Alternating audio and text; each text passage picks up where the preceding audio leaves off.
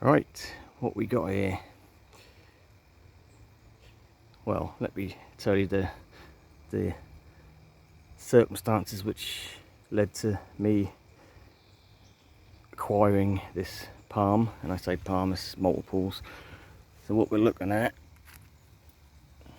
is a Chamaedorea radicalis, and I've had one of these in the past. I know they're supposed to be pretty tough, possibly the cold hardiest pinnate palm species.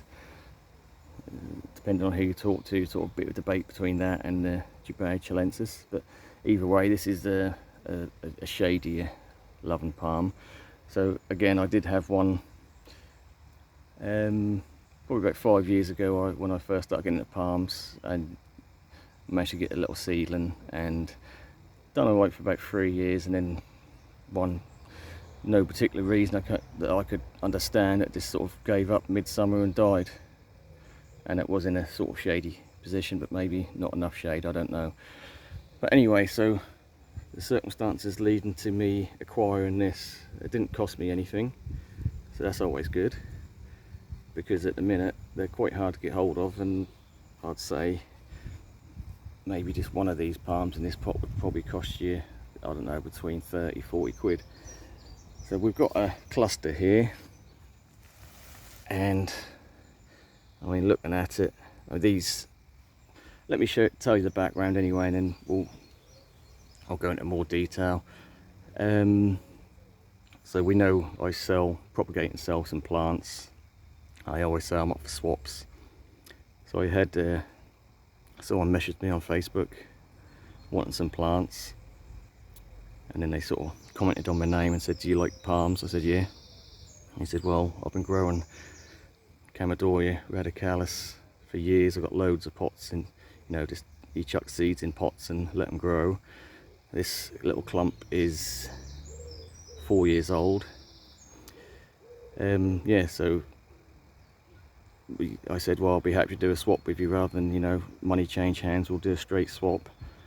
So obviously the plants he what I was happy to swap for this little, I say little, big pot. Yeah, so interesting guy actually. He's not right local to me, but I will be visiting his garden, because he's been growing palms for 45 years, and I think he's tried everything in that time. And it's quite funny really, because he's actually originated from America, from Miami, and then 45 years ago he moved to the UK. And obviously, I guess from a place like Miami where you see palms everywhere, you'd probably want some palms, but the UK is a very different climate to Miami. It's pretty much tropical Miami, whereas UK not even close.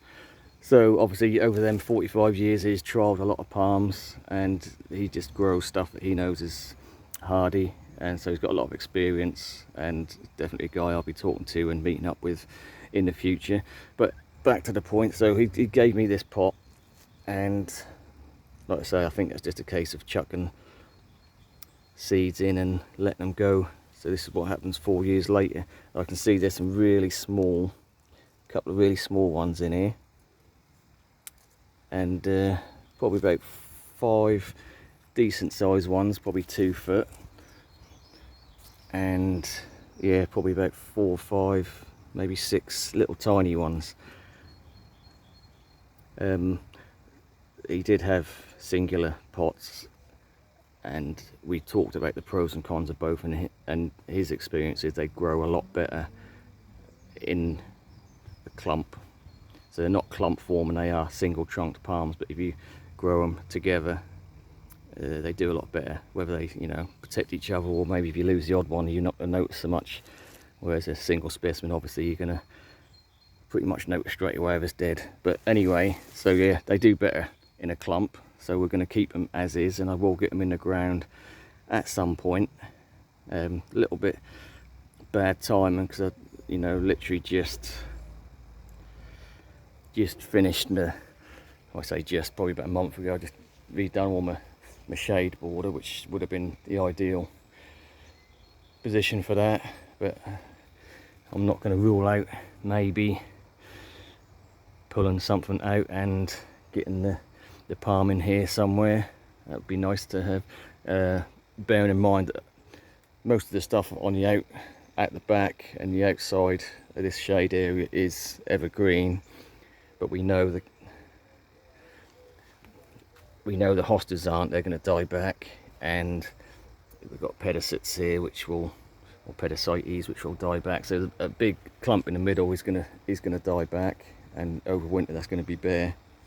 So it might be a good option to maybe pull one of these hostas out and have a nice clump of Chamaedorea radicalis. And I know it's a pretty good, spot for shadier lichen palms, because I've already got the Radicalis excelsior there, lady palm, which is quite happy there over summer. Dappled, a little bit of dappled light. There is some burn on, that's from last year. And again, I've got a Chamaedorea metallica here. Again, learnt my lesson with this one last year. We can see the horrible leaf burn on that.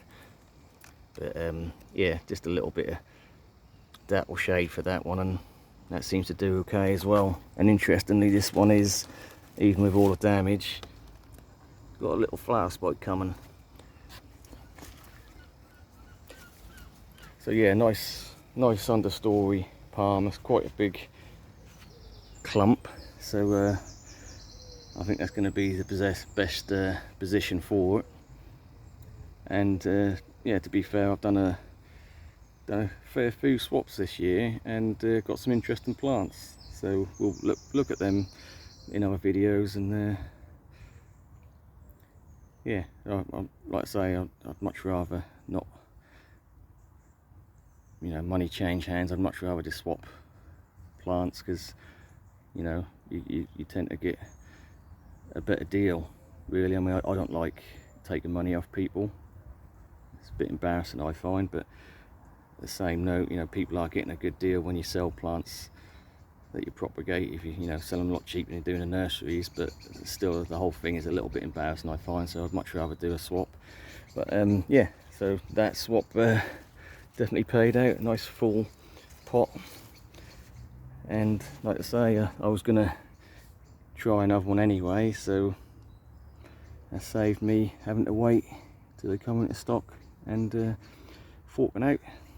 So very happy with that, and I hope the lighting's okay. I didn't want it in full sun, so it is in a dapple shade, but I'm sure that'll be right. I mean, I can't see my viewfinder on the camera, but hopefully that should be okay. Right, so let's leave it there. Very pleased with that. Thanks for watching.